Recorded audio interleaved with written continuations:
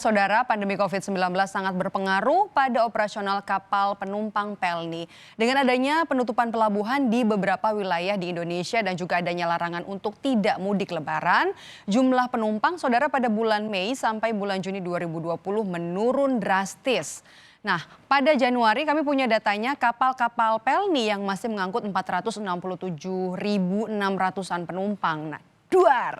Pandemi mengombang-ambing bisnis Pelni dan puncaknya saudara adalah pada bulan Mei jumlah penumpang ternyata tercatat hanya 1.049 orang saja. Nah, di sini Pelni mengambil tindakan untuk melakukan port stay kapal sebagai upaya penghematan alias efisiensi bahan bakar dan juga biaya operasional kapal secara keseluruhan. Nah, kemudian pertanyaan selanjutnya adalah apa dampaknya? Penurunan penumpang secara drastis ini sangat berpengaruh terhadap laba rugi dari perusahaan. Nah, sampai dengan bulan Juni 2020 saudara atau semester 1 untungnya Pelni ini masih mendapatkan laba bersih usaha 41 miliar rupiah. Nah, turun sebenarnya dari kuartal pertama yang masih berada di angka 98 miliar rupiah. Nah, ini cukup lumayan ya untuk sebuah perusahaan transportasi bisa untung mengingat operasional kapal harus terhenti dan juga banyaknya ABK yang terpapar COVID-19.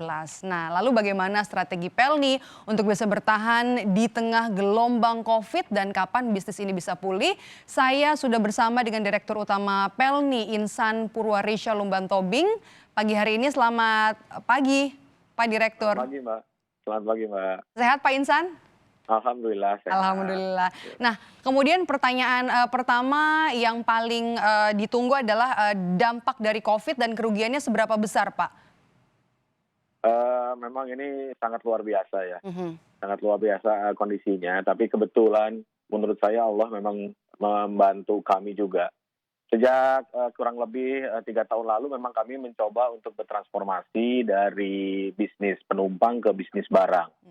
Sehingga pada saat kita menghadapi kondisi yang sangat luar biasa, biasanya kan bulan-bulan Mei, Juni ini mau lebaran itu peak season-nya Pelni.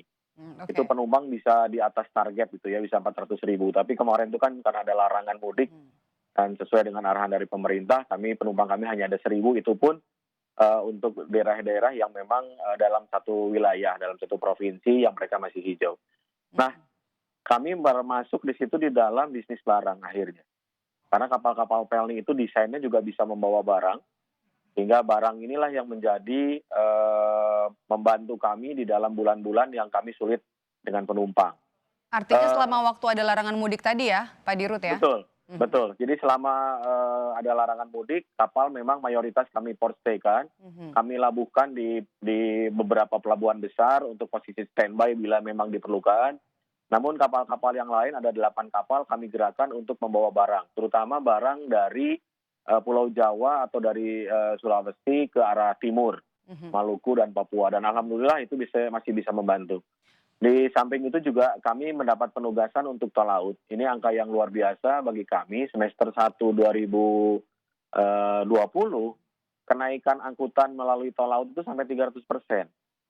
Nah, ini yang cukup membantu kami sebetulnya di dalam menghadapi kondisi saat ini. Nah, angka ini Pak dan juga sorry saya potong Pak, angka ini dan juga untuk angkutan atau bisnis angkutan barang ini bisa menutup kerugian nggak sih Pak?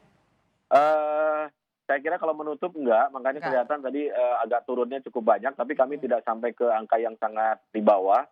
Secara operasi kami masih ada, meskipun turun labanya sekitar 50% ya, seperti dari sisi itu.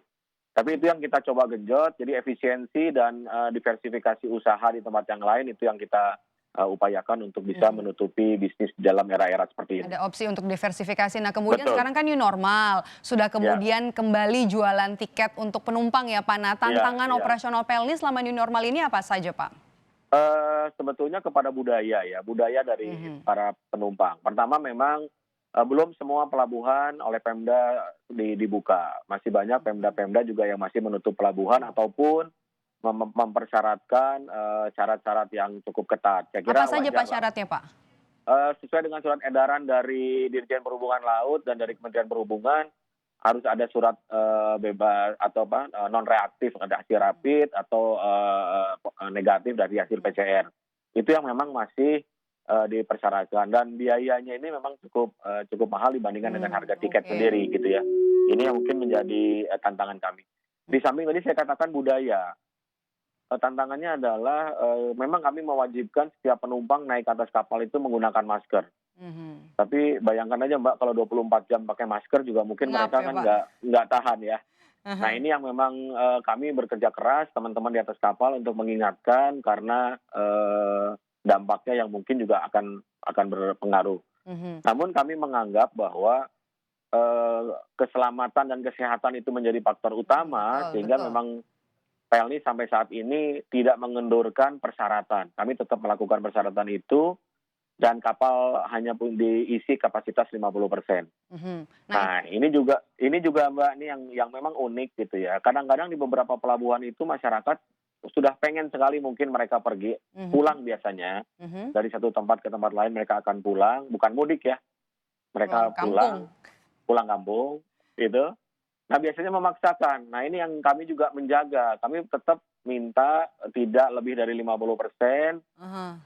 agar kesehatan di atas kapal masih bisa kita lakukan. Ya. Saya melihat trennya di bulan Juli ini sudah ada angka kenaikan yang cukup lumayan. Rata-rata kapal terisi sekitar 75% dari batas yang 50% tadi. Oke. Itu sudah mulai terisi. Pak Dirut, kan harus 50% dari jumlah kapasitas, penumpang seharusnya ada Ya, sejumlah protokol ya, kesehatan seperti ya, menggunakan face shield, masker, dan juga rapid test terhadap, ABK. Ini kan juga jadi ya, biaya ya Pak, beban biaya Covid betul. ya? Betul, betul. Memang ini menjadi mau tidak mau harus kita perhitungkan sebagai biaya. Nah, kompensasinya apa? Kompensasinya kami mencoba meningkatkan angkutan barang tadi di atas kapal penumpang. Jadi Oke. kapal-kapal penumpang yang kami operasikan saat ini memang Kalian belum mengangkut sebetulnya barang? sekalian mengangkut barang. Ini Oke. yang kami lakukan dan barangnya bukan hanya dalam bentuk kontainer, Mhm. kami juga sekarang punya produk untuk produk-produk yang sifatnya parsel-parsel. Jadi ukuran kecil. Ukuran 30 sampai 50 kilo bisa kita angkut sekarang. Mhm. Termasuk juga, Mbak, kami memberi kesempatan kepada UMKM untuk bisa diangkut melalui kapal PLNI tanpa harus sewa satu kontainer utuh. Jadi bisa Oke. di satu kontainer bisa dipakai untuk beberapa. Nah, saya kira ini upaya kami untuk mencoba menutupi biaya-biaya operasi yang ada saat ini. Nah, kalau minat dari UMKM ini untuk menggunakan fasilitas atau juga layanan, angkut dengan menggunakan kapal ini banyak, Pak? Saat ini mau mulai bergerak, kami juga bekerja Oke. sama dengan Kementerian Koperasi dan UMKM, kami juga minta bantuan dari Kementerian Dalam Negeri untuk bisa menggerakkan itu. Termasuk juga dengan pemerintah-pemerintah daerah setempat, teman-teman cabang-cabang PLNI di setempat itu sudah mulai menggerakkan itu semua. Mhm.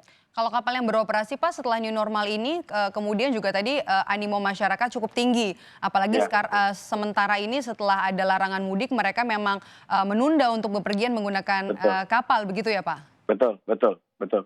Jadi memang kelihatannya sekarang terutama yang dari daerah Papua ya, banyak orang yang kemudian mereka pengen pulang ke daerah asalnya dan itu cukup tinggi animonya. Mhm. Sehingga kami memang kirim kapal-kapal besar yang bisa mengangkut sekaligus cukup banyak. Kapal-kapal kapasitas 2.000 pax. Sekarang kapal 2.000 kami hanya isi sekitar 1.000-an lah, 1.200 itu baru bisa kita isi. Mhm.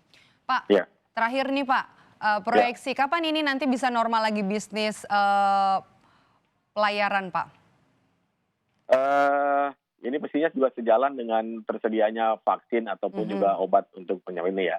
Tapi prediksi kami dengan kami menjalankan aturan yang ketat, mungkin di caturwulan keempat kita mungkin udah akan kembali normal sehingga kami menjaga untuk menyiapkan kondisi-kondisi kapal untuk bisa mengangkut penumpang pada saat di akhir tahun nanti. Mhm. Berarti sekitar kuartal 4 diproyeksi bisa Kuartal 4. kembali, normal bisnis ini ya Pak? Ya normal sebatas yang tadi 50% atau 70% dari kapasitas ya. Mhm. Karena itunya masih kita batasi terus. Oke, semoga nanti bisnis ini bisa lekas pulih, sehat terus. Pak Direktur Amin. Utama dari PLNI Insan Purworejo Lumban Tobing sudah bergabung bersama kami di Kompas Bisnis pagi hari ini. Terima kasih Pak, sehat selalu.